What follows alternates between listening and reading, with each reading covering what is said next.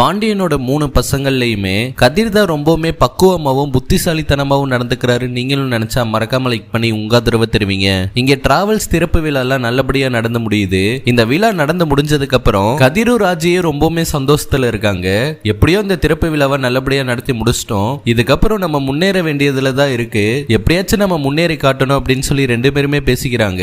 இப்படி பேசிட்டு இருக்கும் போதே கதிருக்கு ஒரு போன் வருது. அந்த போன்ல பாண்டியன் டிராவல்ஸா இப்போதைக்கு டிராவல்ஸ் வருமா அப்படின்னு சொல்லி கேக்குறாங்க. ஆரம்பிச்ச முதல் நாள்ல அதுவும் கொஞ்ச நேரத்திலேயே கதிருக்கு சவாரியெல்லாம் வர ஆரம்பிச்சிருச்சு.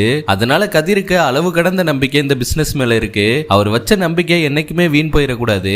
இப்படியே கதிர் தன்னோட கடின உழைப்ப போட்டு அவங்க அப்பா பாண்டியன் மாதிரியே முன்னேறி காட்டினா நல்லா தான் இருக்கும். அதே சமயம் தங்கமேலோட அப்பாவும் அம்மாவும் இந்த விழா முடிஞ்சதுக்கு அப்புறம் நேரா பாண்டியனோட வீட்டுக்கு வந்து சாப்பிட்டுட்டே பேசிட்டு இருக்கும் போது வேலையெல்லாம் எப்படி போகுது அப்படின்னு சொல்லி இந்த பக்கம் பாக்கியமும் மாணிக்கமும் கேட்க, அதே சமயம் அங்கிட்டு பாண்டியனும் உங்க வேலை எப்படி சம்பந்தி போகுது அப்படின்னு சொன்ன உடனே பெருசா ஒண்ணும் போறது இல்ல சம்பந்தி, இப்ப பாத்துட்டு இருக்க வேலையில கொஞ்சம் ப்ராப்ளம் ஆயிருச்சு. இப்ப வேலை இல்லாம சும்மா தான் இருக்கேன். அடுத்து ஒரு பிசினஸ் ஸ்டார்ட் பண்ணோம். அதுவரை ஏதாச்சும் ஒரு வேலைக்கு போலாமான்னு யோசிச்சுட்டு இருக்கேன். பேசாம கதிர் இப்பதானே டிராவல்ஸ் ஆரம்பிச்சிருக்காரு, அவர்கிட்ட ஏதாச்சும் வேலை கேட்கலாமான்னு யோசிக்கிறேன் அப்படின்னு சொல்லி கேட்ட உடனே பாண்டியன் இருந்துட்டு, என்ன சம்பந்தி இப்பெல்லாம் பேசிட்டு இருக்கீங்க? கதிர் இப்பதான் ஆரம்பிச்சிருக்கான். அதனால அங்க வேலைக்கு போறதெல்லாம் சரியா வராது. அவனுக்கு என்ன வேலை கொடுக்கணும்னு தெரியாது. அதனால கொஞ்ச நாள் போட்டு சம்பந்தி, நீங்க அதுவரை என்னோட கடைக்கு வேலைக்கு வாங்கல அப்படின்னு சொல்லி பாண்டியன் சொல்ல, இவங்களுமே ரொம்ப சந்தோஷப்பட்டுட்டு, அதுக்கு என்ன சம்பந்தி, நாளைக்கே வந்து உங்க கடையில நான் வேலைக்கு ஜாயின் பண்ணிடுறேன் அப்படின்னு சொல்றாரு.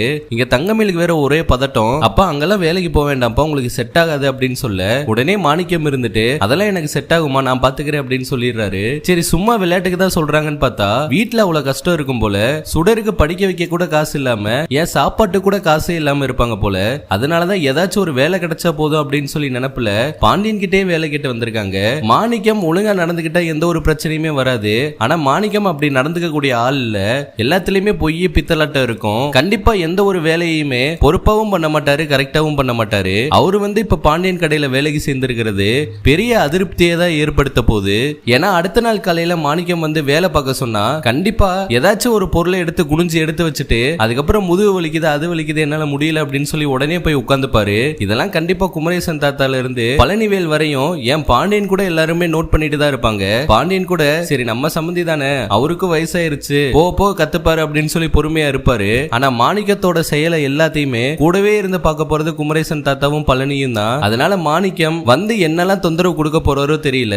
இதெட்டு மாணிக்கத்துக்கும் பாண்டியனுக்கு இடையில பிரச்சனை வராம இருந்தா சரிதான். ஆனா பிரச்சனை வர்ற மாதிரி தான், முகம் சுளிக்கிற மாதிரி தான் மாணிக்கம் கண்டிப்பா நடந்துக்க போறாரு. அதனால தேவையில்லாத வேலை எதுக்கு, பேசாம தங்கமேலோட வாழ்க்கையில இந்த மாணிக்கமும் பாக்கியமும் குறுக்கிடாம இருந்தாலே தங்கமேலோட வாழ்க்கை நல்லா இருக்கும். நீங்களும் நினைச்சா மறக்காம லைக் பண்ணி உங்க ஆதரவு தருவீங்க.